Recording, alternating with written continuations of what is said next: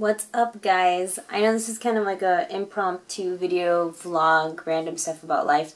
But since this is kind of what this channel is designed for, along with cosplay and anime and whatever related singing and fun stuff, I thought I would do a video kind of like on a reflection of like how my first year went as a kindergarten teacher. If you didn't know already, I started teaching this year. I started kindergarten, and I actually started kind of late, which was an interesting experience in itself because they hired me towards the end of September, which is already like basically 2 months after school has already started.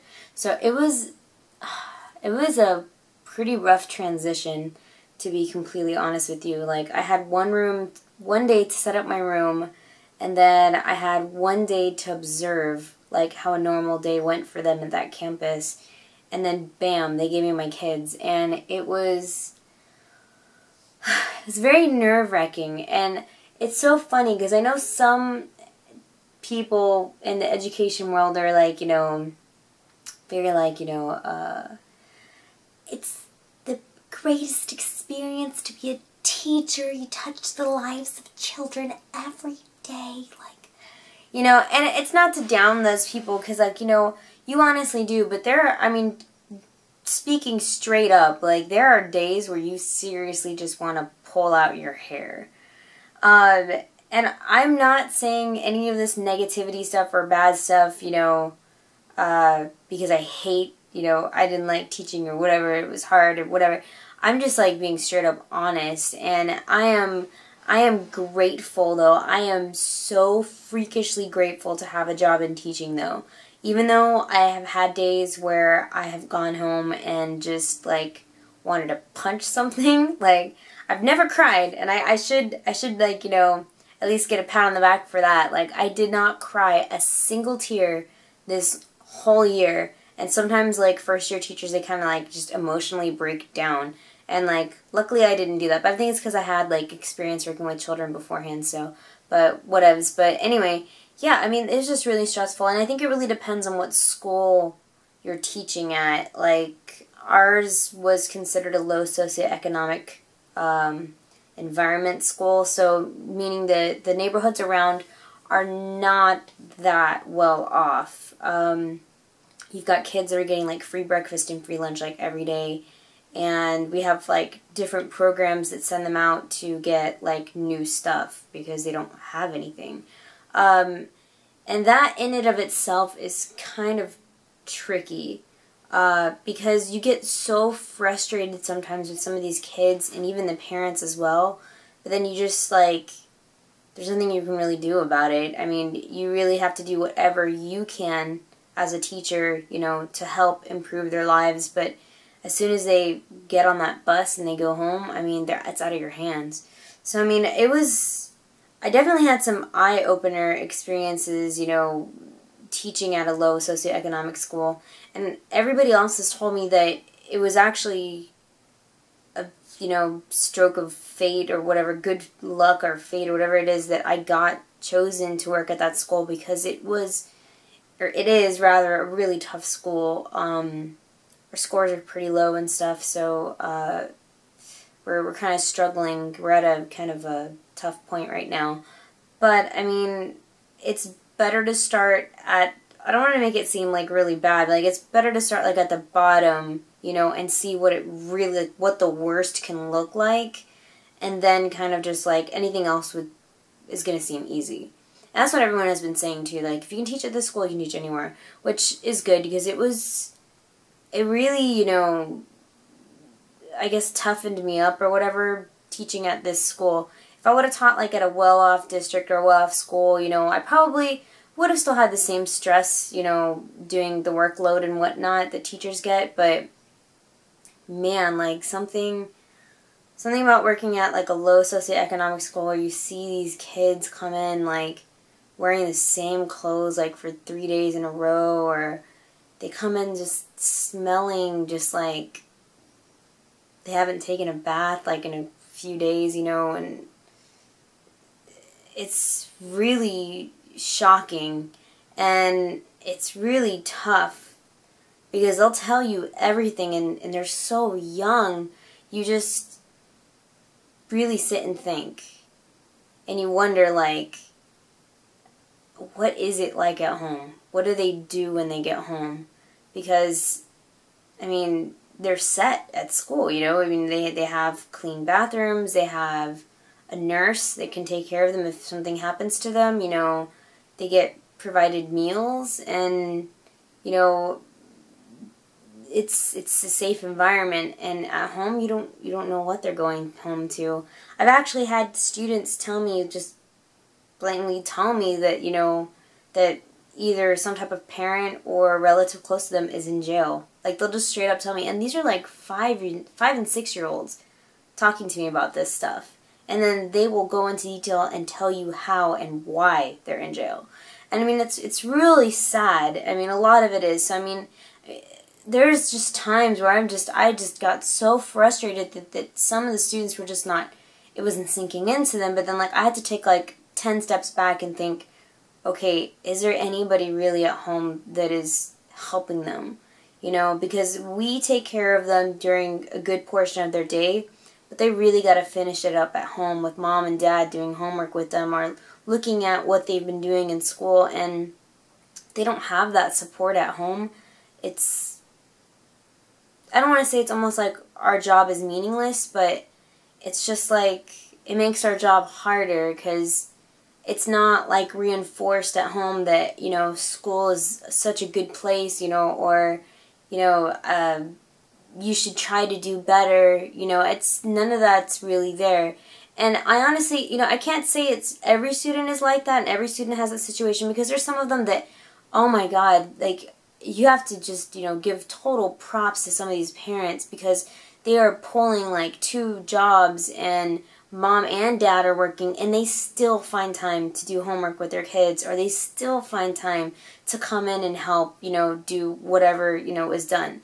And there are a few students that are like that, you know, but a vast majority of them are the opposite. So, I mean, I'm not gonna lie, it was really stressful. I came home sometimes just dead beat tired, just talking to my husband. I'm just like, I can't believe this happened today, or blah, blah, blah, blah. Like, I had never in my mind ever thought I would ever have to expel a student, you know,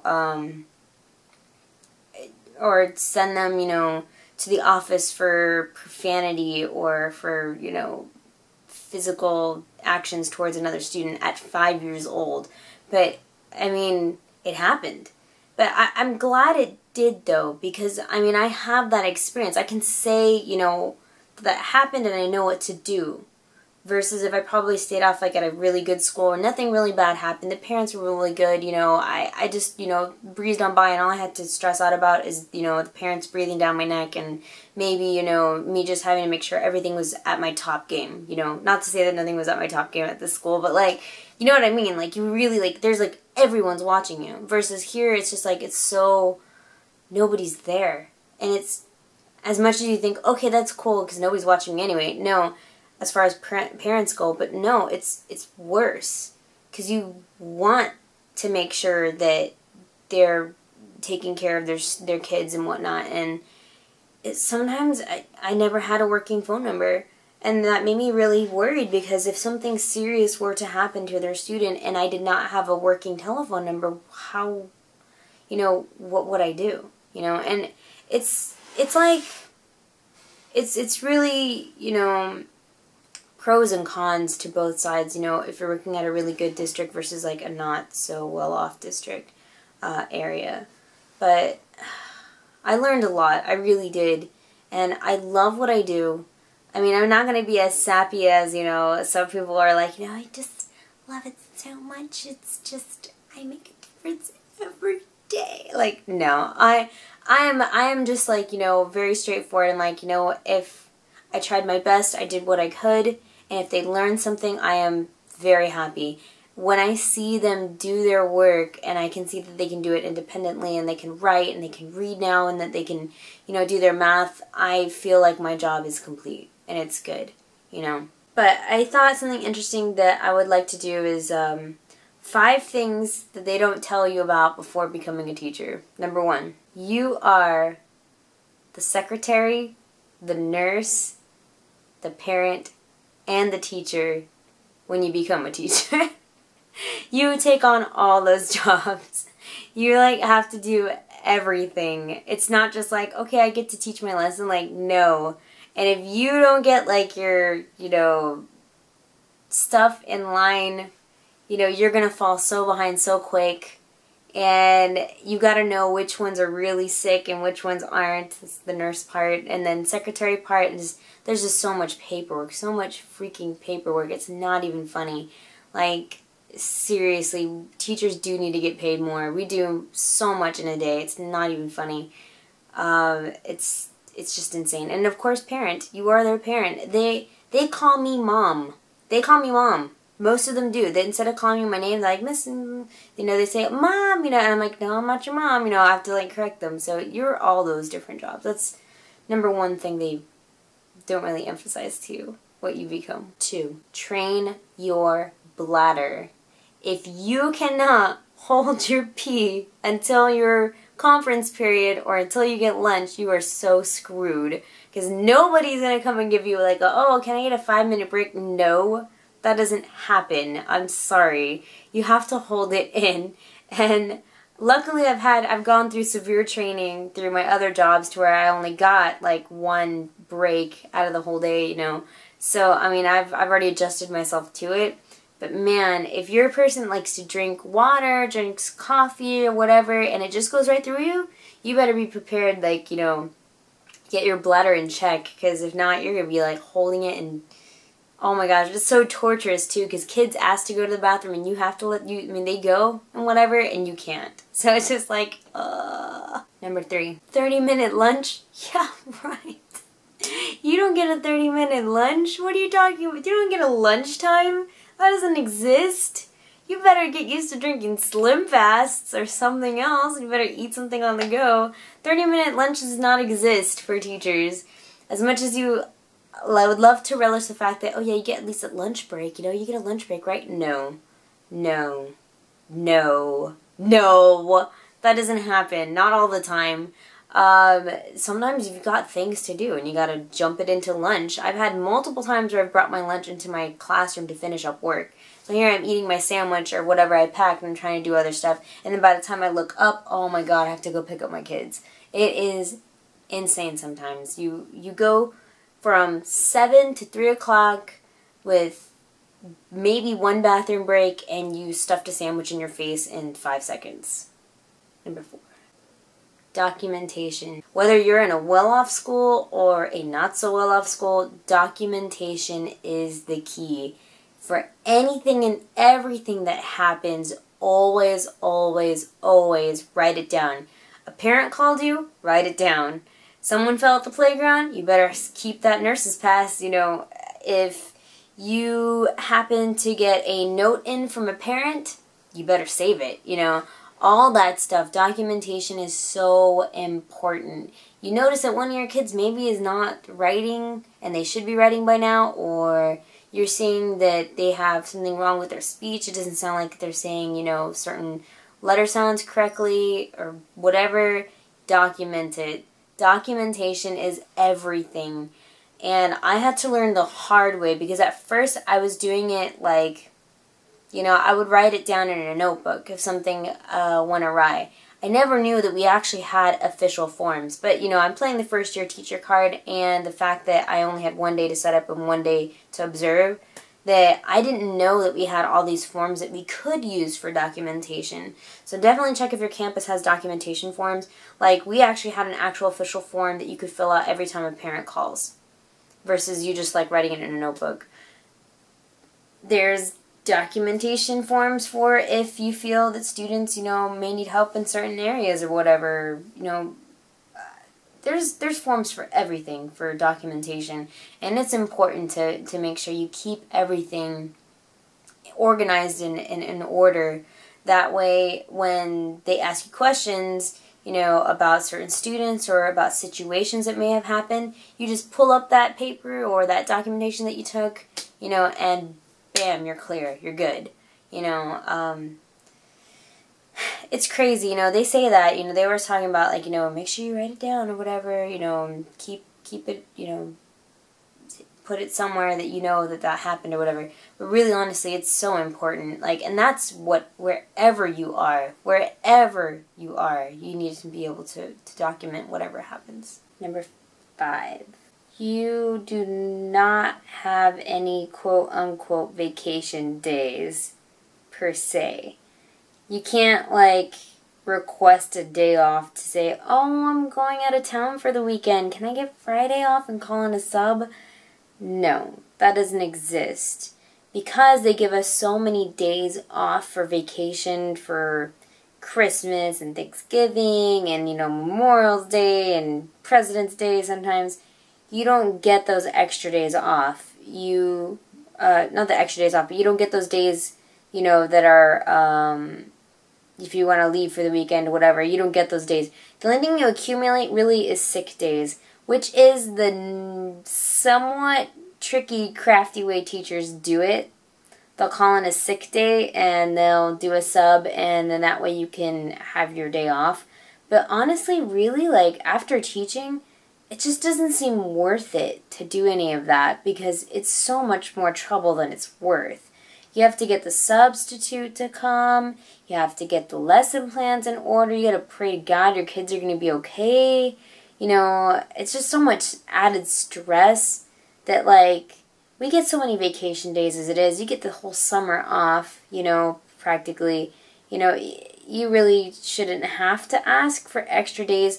But, I mean, if there's an emergency in the family or something like that, you know, of course you can ask and request those days off. But, like, if you want to go, you know, with your family on vacation for the weekend or something, and you want to leave early on Friday and take Friday off, normally you can't do that. It's not really looked upon very well and nicely, but teachers do it sometimes, you know, we're human, but I don't think I'd ever do it. But, you know, it's just one of those things that you really honestly don't know until you ask. And, you know, not many people, I don't think many people know that teachers really honestly don't accumulate quote-unquote vacation days. We have 6 days, and you can take MLA leave, you know, if you need to leave for a long period of time. That's like emergencies, or if you're having a baby or something. But other than that, you know, no, there's no more vacation days, like as if you were working retail or something and you could ask for a vacation day off. Nope. So yeah, those are just like 5 things that they don't really honestly stress to you. But I think they're kind of funny too, because, you know, they're things that sometimes people take for granted, like going to the bathroom and stuff. But, yeah. It was an awesome year, I'm not gonna lie. It was really, really good. I was really sad to see my students leave. A lot of them that I had problems with that were like, I had to break them, you know. It was especially sad to see those leave. And to my ones that did an excellent job all year and always pushed themselves and, you know, worked their hardest, those are the ones that I'll really, really miss too. So, all in all, first year teaching, very stressful, lots of work, always busy. You always feel like sometimes you're behind on things and you feel like you're the last to know about certain stuff. But, you know, I survived. I feel good. I feel good, you know. I feel inspired to do better, to do more next year, now that I've experienced a full year. So, well, this was a kind of random vlog, but if you watched it or if you happened to see it, or maybe you're thinking about being a teacher, hopefully it kind of gave you some insight about teaching and whatnot. I'd love to do more vlogs about teaching and stuff. I don't know exactly what I would talk about, but anyway, I hope you guys are having an awesome, fantastic day. I know I will now. Summer is in session now. It is starting. I am so freaking excited to actually have a summer where I've never had to work. So I'll be making more videos and I'll be going to some cons and whatnot. So excited! Bye guys.